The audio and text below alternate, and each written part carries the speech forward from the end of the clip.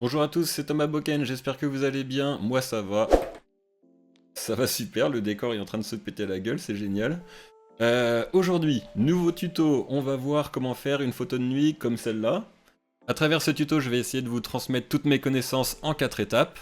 Dans la première étape, on va parler du matériel pour réaliser une belle prise de vue. Dans la deuxième étape, je vais vous apprendre à choisir un lieu idéal pour ce type de photographie.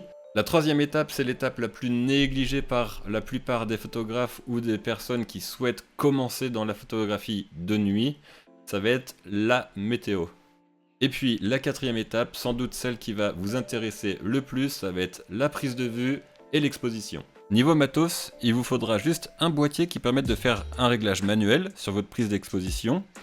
Aujourd'hui, il y a certains téléphones qui permettent de faire une exposition manuelle pour votre prise de photographie. N'hésitez pas à essayer mes réglages et pourquoi pas m'envoyer vos photos sur Instagram. Il vous faudra bien sûr un trépied, une frontale pour voir clair lors de vos réglages, et de préférence un objectif grand angle qui vous permettra de faire une grande ouverture et capter un maximum de lumière. Pour faire la plupart de mes photos de nuit, j'utilise le 15-30 de chez Tamron en f2.8. Bon, une fois que vous avez tout le matériel, il va falloir trouver le lieu idéal pour faire votre photographie. La première chose à faire, ça va être de s'éloigner de toutes les villes pour éviter un maximum la pollution lumineuse. Sinon vous allez avoir un ciel orangé et c'est pas ce que l'on recherche. Vous allez bien sûr perdre en détail et les couleurs seront vraiment ignobles. Personnellement, j'utilise ce site internet qui est une carte qui répertorie la pollution lumineuse en France. Il vous suffira de trouver les zones les plus sombres, je vous mets le lien dans la description.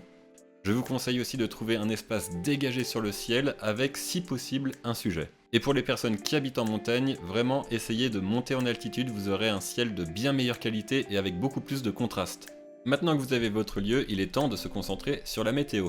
Car je le répéterai toujours, mais c'est vraiment un point très important à prendre en compte dans la photographie de nuit. Tout d'abord, il faut s'assurer d'avoir un ciel complètement dégagé sans un seul nuage. Ensuite, il faut s'assurer qu'il n'y ait pas de lune dans le ciel. Pour ça, je vous conseille de vous renseigner auprès des calendriers lunaires qui sont disponibles en ligne. C'est très important, il faut à tout prix éviter que la lumière de la lune parasite entièrement votre ciel. Si vous voulez être vraiment au max et vous poser pour faire votre photographie, évitez d'avoir du vent lors de votre prise d'exposition. Et pour finir, je vous conseille de shooter après minuit pour avoir un ciel vraiment très sombre et avec beaucoup de contraste. Ça vous permettra d'avoir un maximum de détails dans les étoiles et la Voie lactée. Bon, maintenant on a le lieu, on a le matériel qu'il faut et on a les bonnes conditions pour faire la photographie. Du coup, on peut passer à la dernière étape qui est l'exposition et la prise de vue. L'avantage avec ce type de photographie, c'est que je vais pouvoir vous dire précisément quoi rentrer dans votre mode manuel de votre boîtier pour avoir exactement les mêmes valeurs que moi. Tout d'abord, il va falloir commencer par ouvrir un maximum votre objectif. Mon grand angle ouvre un maximum à 2.8, du coup je le mets à 2.8. Si je shoot avec mon 50 mm 1.8, je vais ouvrir en 1.8. Le but, ça va être de faire rentrer un maximum de lumière dans le capteur. Pour les ISO, ça va être très simple. Moi je shoot généralement entre 3200 et 6400 ISO. Vous allez pouvoir modifier tout au long de votre session cette valeur pour ajuster à votre guise votre exposition. Pour la vitesse d'obturation, je vous conseille de mettre entre 25 et 30 secondes. Il y a une règle très facile qui s'applique, qui s'appelle la division des 500. Vous allez prendre la focale de votre objectif et la diviser par 500 pour avoir le temps d'exposition idéal. Par exemple, moi je shoot en 15 mm, je le divise par 500 et ça nous fait 33,3, ce qui me permet de shooter avec 30 secondes de pause. Ça, c'est une règle qui s'applique pour avoir des étoiles bien nettes et éviter les filets d'étoiles, par exemple comme sur cette photo. Ça donne un style, mais c'est pas ce que l'on va rechercher durant cette prise de vue. Moi j'ai envie d'avoir des étoiles bien nettes et une Voie lactée bien dessinée. Pour la mise au point, c'est un peu particulier. Le but, ça va être de trouver une étoile très brillante dans le ciel, de vous mettre en visée écran, de zoomer sur cette étoile, puis avec la bague en manuel, de tourner petit à petit jusqu'à avoir l'étoile la plus nette possible.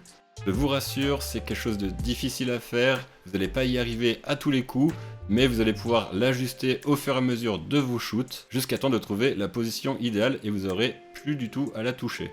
Donc vous allez sans doute mettre plus de 10 essais avant de trouver le focus idéal, mais vous inquiétez pas, c'est pas un problème parce qu'après, vous n'y touchez plus et vous pouvez l'utiliser tout au long de votre session.